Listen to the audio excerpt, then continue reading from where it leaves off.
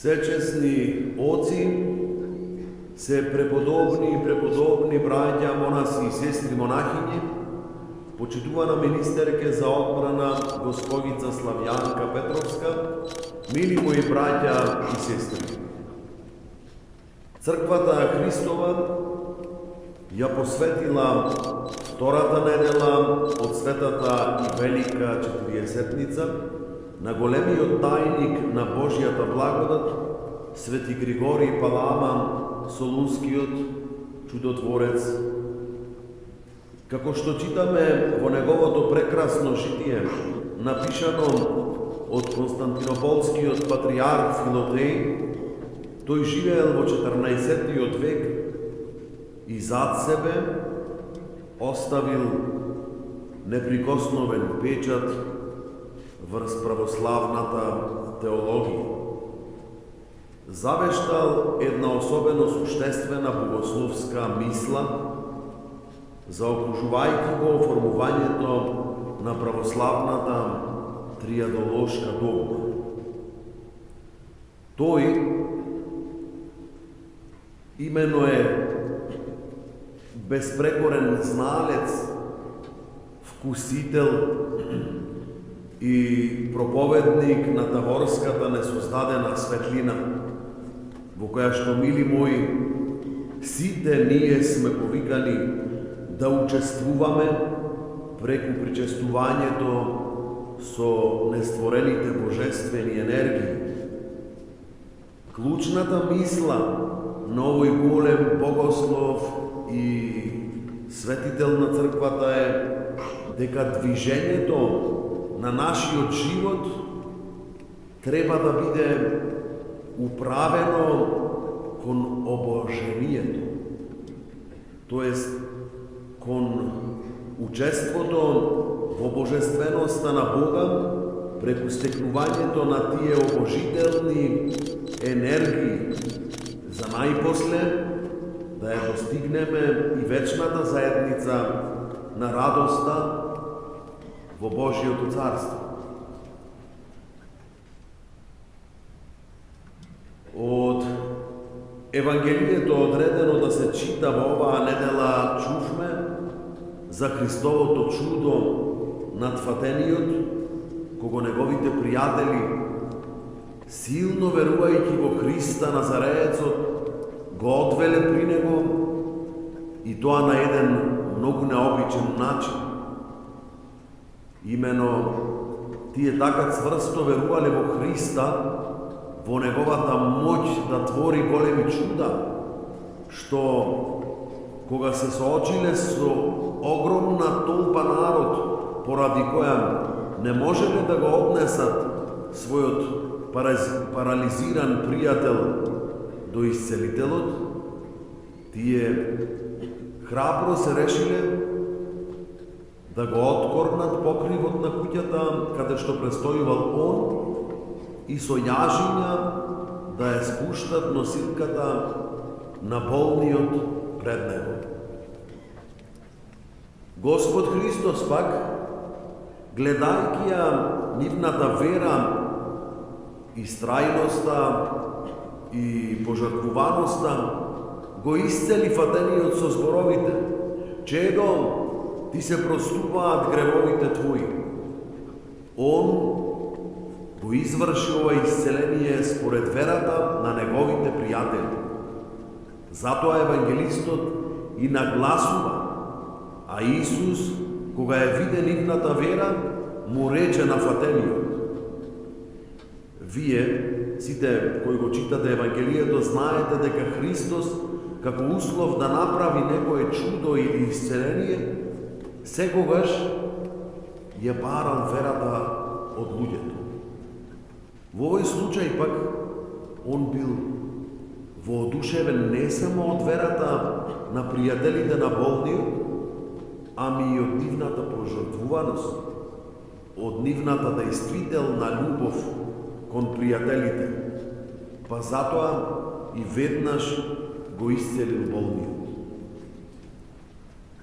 Со овој спасителен настан, мили мои, Христос Бог ни покажува што е всушност црквата, ни ја представува неа како една заедница со срдечна пожртвуваност помеѓу сите нејзини членови.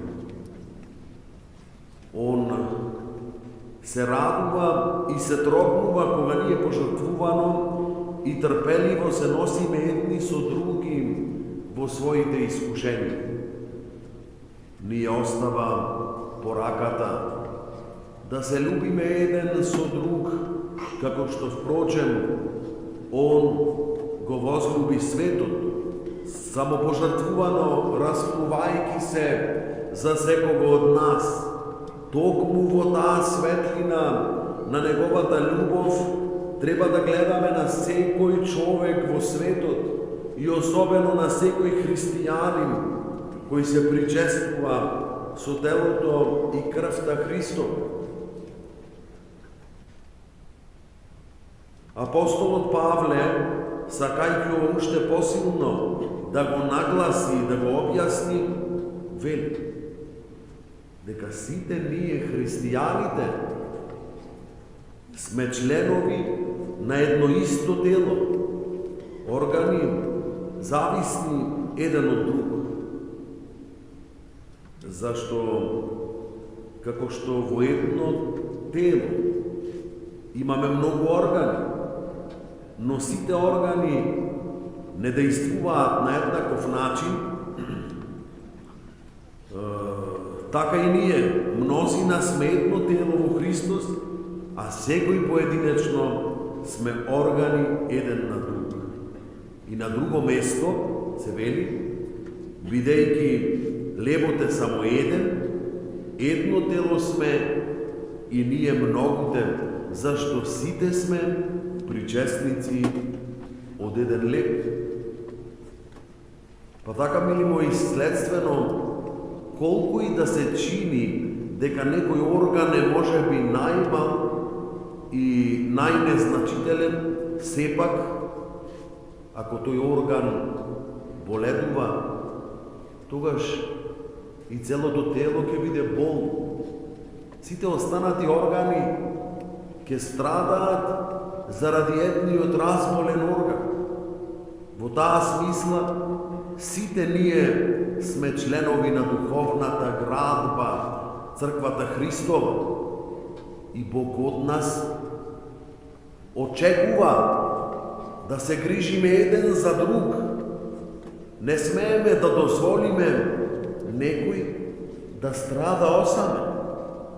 Доколку некој страда, потребно е неговата болка да ја претвориме и во наша болка. Е таков, мили мои, треба да биде вистинскиот христијанин, да ги земе врз себе страданијата на другиот, да се соживее со него, да го разбере, да го поземе со љубов во неговите искушенија. Така, како што постапија пријателите на фатениот од денешното евангелско слово. Деновиве на оние кои доаѓаа кај мене на исповест, најнапред им говорав дека потребно е да бидеме пред се луѓе, зашто да се биде христијанин е толку возвишено нешто, така што најнапред неопходно е човек да стаса барем до човечноста како богодарувано својство. Гледаме за жал дека во наше време многумина од номиналните христијани тешко може да се наречат луѓе, а камоли христијани, за жал. Се јадеме едни со други, се осудуваме, се клеветиме, си завидуваме, наместо да се покриваме, да си помагаме, да се наградуваме, да се носиме еден со друг кон спасението во Христа. Господ од ништо друго не сегна си така, како од осудувањето. Затоа и допушта, кога некого ќе осудиме, да паднеме во исти, а и во поголеми гревови, за да не научи да не судиме и да се смируваме. Она што му е мило на Христа е да имаме сострадалност со секој страдалник, односно со секој човек, бидејќи нема човечко битие кое нема некакво страдање во себе. Кога се поставуваме со љубов кон нашите сострадалници, тогаш најголемиот сострадалник со човештвото, гледајќи ја нашата подготвеност за помош и пожртвуваност, не исцелува сите со своите божествени тајни, од кои, мили мои, знаете, најголема е и круна на сите свети тајни, светата Евхаристија. На неа Синот Божи ни се дава лично Он и обожувајќи не прави своји браќа и сестри, како што тоа мощен, убаво го објасни денешниот наш славен. Да го молиме, мили мои, нашиот Отец и Учител по патот на обожението, светиот Григори Палама, да измоли од Бога милост и просветление за сите нас, да се појави меѓу сите христијани желба за општење со нестворената Божја светлина во убавината и радоста Божја. Амин.